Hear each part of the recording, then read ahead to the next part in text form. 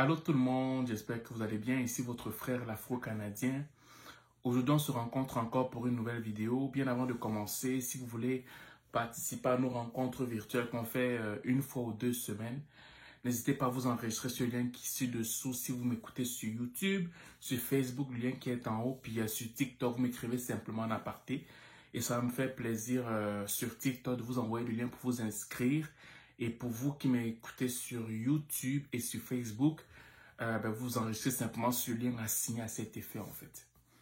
Aujourd'hui, on va parler dans la communauté, malheureusement, du fait que quand on a le ventre plein dans notre communauté afro-caribéenne, particulièrement au Canada, j'ai l'impression que la notion d'aider devient quelque chose d'assez complexe. Parce que c'est comme si on a peur que si j'aide vraiment la personne là à sa juste valeur, soit elle va être comme moi qui suis confortable ou même me dépasser. Ok? Et ça, je trouve ça tellement lamentable et regrettable. D'où le fait même que je fasse tout ce que je suis en train de faire avec Foyer Maman Africa pour qu'on puisse avoir une forme d'unité au sein de la communauté afro-caribéenne. Je sais que c'est quasiment mission impossible, hein, c'est quasiment. Mais je continue de croire, comme Martin Luther King a dit, j'ai un rêve, I have a dream, ok? Et je parle de ça pourquoi? Parce que on a souvent tendance à beaucoup se recroqueviller au sein de notre communauté et ne pas aller voir d'autres communautés parce qu'on se dit que chez d'autres communautés, on ne pourrait pas avoir mieux. Mais moi, je vous dis que c'est archi faux. Parce que dans la communauté afro-caribéenne, dans notre communauté, il est plus difficile qu'une personne ayant réussi vienne en aide à un autre afro-caribéen. Très difficile dans notre communauté. Et quand je parle d'aider, ce n'est pas donner 20 $ à quelqu'un, ce n'est pas d'inviter quelqu'un à boire une bière, ce n'est pas inviter quelqu'un lors d'un barbecue, ce n'est pas inviter quelqu'un dans une réunion de prière, ce n'est pas de ça dont moi je parle. La notion d'aider ici stipule que si j'ai réussi au Canada, si j'ai une forme de stabilité au Canada, si j'ai une forme de confort au Canada, je vais donner le conseil à mon frère ou à ma soeur qui est arrivé afin qu'elle soit comme moi ou même me dépasse. C'est ça que moi j'appelle aider.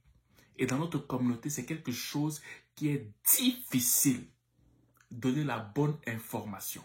Mais par contre, j'ai remarqué que chez les Québécois, même ceux qui n'aiment pas les immigrants, même avec hypocrisie, par hypocrisie, vont te donner comme la réponse à tes questions. Au pire des cas, pour se débarrasser de toi, mais quand même le plus raciste, si je peux le dire comme ça, de façon crue, va te venir en aide.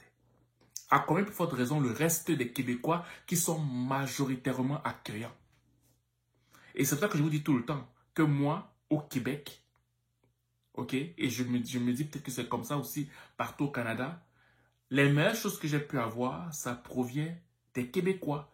Ça ne provient pas de ma communauté afro-caribéenne. Même avec la chaîne que je suis en train de faire, mes meilleurs supporters, ce sont les Québécois. Ce ne sont pas les afro-caribéens. Ceux qui comprennent ma vision des choses, ceux qui sont prêts à m'aider, ceux qui sont prêts à mettre la main à la pâte, ce sont les Québécois. Ceux qui me combattent le plus avec cette chaîne que je suis en train de faire, c'est ma communauté. Ok? Et je peux te citer plein d'autres choses que j'ai pu avoir des Québécois que je n'ai pas pu avoir dans ma communauté. Pas parce que ma communauté ne pouvait pas m'aider, mais parce que ma communauté a refusé de m'aider. Pourquoi? Parce que chez nous, quand tu as le ventre plein, c'est difficile d'aider ton frère pour qu'il ait aussi le ventre plein. Et je sais que cette réalité-là, il y en a beaucoup qui vous trouvez dans cette situation. Et c'est peut-être la raison que je fais cette vidéo-là. N'ayez pas honte, n'ayez pas peur. Dégainez-vous et allez voir aussi d'autres communautés. La solution ne viendra pas seulement de la communauté afro-caribéenne.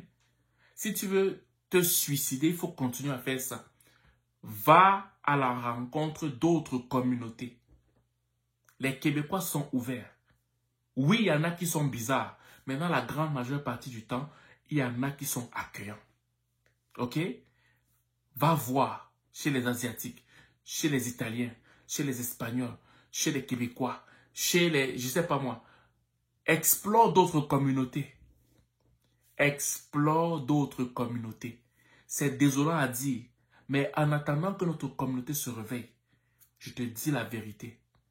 Si tu pars explorer d'autres communautés, même si vos cultures sont différentes, même si la couleur de vos peaux sont différentes, tu risques d'être agréablement surpris que d'autres communautés te viennent à l'aide au-delà de ce que ta communauté a eu à faire pour toi. Moi, si tu veux me croire, tant mieux. Si tu ne veux pas me croire, ce n'est pas grave. Mais moi, je t'ai donné ce conseil-là. Parce qu'il est difficile. Je ne sais pas pourquoi. Je ne sais pas si c'est une malchance. Je ne sais pas comment je vais interpréter ça. Mais je me suis rendu compte qu'il est très difficile dans la communauté afro-caribéenne qu'une personne ayant le ventre plein, ayant le confort, ayant le minimum qu'il faut pour être à l'aise au Canada, vienne en aide à un autre frère ou une sœur de la communauté afro-caribéenne au même titre qu'il a pu avoir l'aide pour qu'il soit ce qu'il est présentement ou ce qu'elle est présentement. Moi, c'est ce que je voulais te transmettre comme message. OK? Et je souhaite avec le temps que ça change au sein de notre communauté. Vous allez voir dans tout ce qui est entrepreneuriat ou dans tout ce qui est cause au sein de la communauté afro-caribéenne, vous allez voir qu'il faut quasiment que tu tordes le bras d'un afro pour lui venir en aide lui-même. Tu fais une cause parce que tu te rends compte que les afros ont besoin de telle ou telle chose.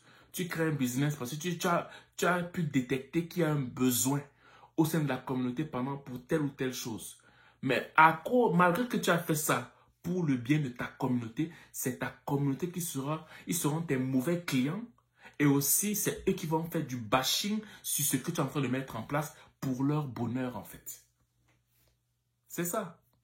Donc, ce n'est pas pour te décourager ou ce n'est pas pour décrédibiliser la communauté afro-caribéenne ou je ne sais pas trop quoi que vous allez avoir dans la tête. Mais ce que je sais, c'est que jusqu'à ce que ça change, la communauté afro-caribéenne a besoin de revoir sa façon de fonctionner. Sinon, on sera toujours divisé, on va toujours accuser les autres, on va toujours dire que ce sont les autres qui sont racistes, alors que c'est nous au cœur qui avons des problèmes en fait. Voilà. Donc, c'est ce que je vais vous dire aujourd'hui. J'espère que cette vidéo va encourager certains et va aussi pousser d'autres aussi à changer. Voilà. Passez une excellente journée ou une excellente soirée, dépendamment du lieu où vous m'écoutez. Ciao.